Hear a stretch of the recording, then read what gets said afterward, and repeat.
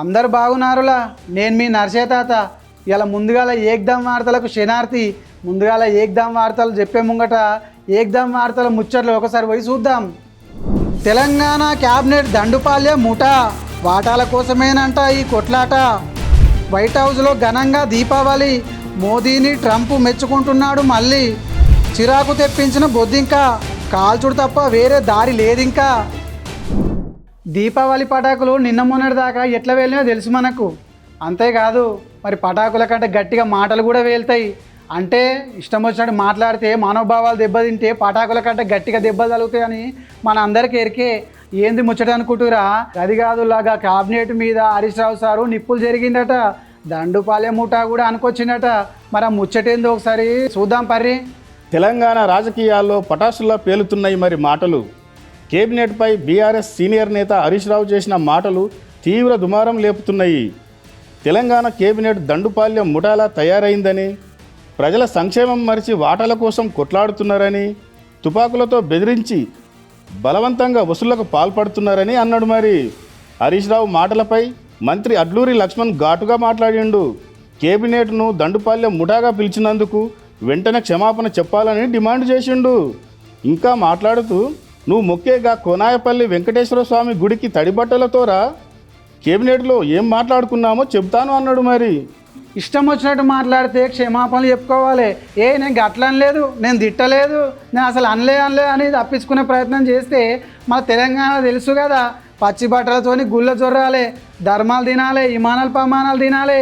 ఇక ముచ్చట గాడికే వచ్చింది అలా క్యాబినెట్ వాళ్ళ ముచ్చట. అరే దోస్తానం చేసినప్పుడు నా గురించి మంచిగా చెప్తావు, జర చెడ్డ గ్యాంగానే కారాలు మిరియాలు నూరుతావు, మంచితనానికి మళ్ళీ అంటావు, లేకపోతే వెళ్ళి అంటావు. అగో నేనేమన్నా గంట మాట మాట్లాడుతూ నీ ముసలాడు అనుకుంటారా? మీ గురించి కాదులా, గా ట్రంప్ సారు మోదీ సార్ను ఇష్టం వచ్చినట్టు మాట్లాడినట. అది ఏం మాట్లాడిండో ఒకసారి చూద్దాం పర్రి. మొన్నటిదాకా మోడీ అంటే గరంగా ఉన్న ట్రంప్ అమెరికాలో ట్రంప్ వ్యతిరేక లొల్లి షురుగానే చల్లబడ్డట్టుండు. మరి రష్యా నుంచి చమురు కొనొద్దని సుంకాల మీద సుంకాలు విధించిండు భారతదేశం మీద.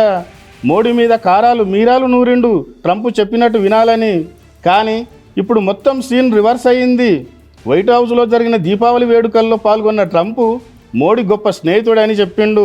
స్వయంగా మోడీకి ఫోన్ చేసి మంచి చెడు అరుచుకుండు. వాణిజ్య సంబంధ విషయాల మీద మాట్లాడిండు. భారత్ అమెరికా బంధం బలపడుతుందని చెప్పిండు. మరి సోపతి కుదిరితే మంచోడంటివి, సోపతి జర చెడగానే ఇష్టం వచ్చినట్టు మాట్లాడుతుంది. మరి మనోభావాలు దెబ్బతిన్నాక మంచోడంటే వస్తుందా? ఏం ట్రంప్ సారు మోదీ సార్ని తక్కువ చేసి చూస్తేవి, పెద్ద మనసు చేసుకొని అన్నిటికీ సహకరించే గట్లుంటుంది మా సారు మళ్ళా మనస్తత్వం. కొన్ని జాగాలల్లో ఎలుక కోసం ఇల్లు కాలబెట్టుకుర్రు అంటారు, ముక్కు మీద ఈగాలితే ముక్కు కోసుకున్నాడు అంటారు. అంతేకాదులా పౌరుషానికి ఏ తగ్గేది లేదంటారు. ఇది మాటల వరకే చేసుకుంటాం. మరి అదే కాదు, దక్షిణ కొరియాల 20 ఏళ్ళ అమ్మాయట ఎలుకల కోసం ఇల్లు కాలబెట్టుకున్నట్టు ఒక పని చేసిందట. మరి ఏందో చూద్దాం పర్రుల్లా. ఎలుక కోసం ఇల్లు తగలబెట్టుకున్నట్టుంది కదా ఈ వ్యవహారం చూస్తుంటే. గిసొంటి జనాలు కూడా ఉంటారమ్మా ఈ లోకంలో. దక్షిణ కొరియాకు చెందిన 20 ఏళ్ళ యువతి ఓ పెద్ద భవంతిలో నివాసం ఉంటుందంట. ఇంట్లో ఉండే బొద్దింకల వల్ల చాలా పరేషాన్ అవుతుందంట. చిరాకు తెప్పిస్తున్న బొద్దింకలకు సురుకు పెడదామనుకొని మందు సల్లి అగ్గిపుల్ల ముట్టిస్తే ఇల్లంతా కాలిపోయిందంట. పక్క ఇళ్ళకు కూడా మంటలు అంటుకుంటే చాలా మందికి ఊపిరాడక సుస్తైనరంట. ఒక ఆమె పానమే పోయిందంట. చూసినరా, బొద్దింకలు చంపబోతే ఇల్లు కాలిపాయే, ఒక ఆమె పానమే పాయే.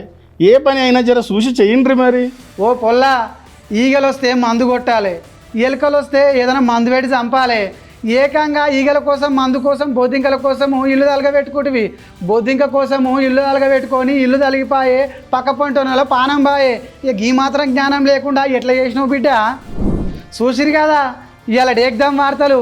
మళ్ళీ రేపటి ఏకదం వార్తలు మంచి ముచ్చట్లు మేము ముంగటి పట్టుకొస్తా.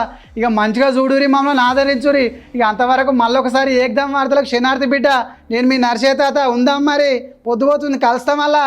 Please subscribe to the channel and download the Politicos app from the links in the description.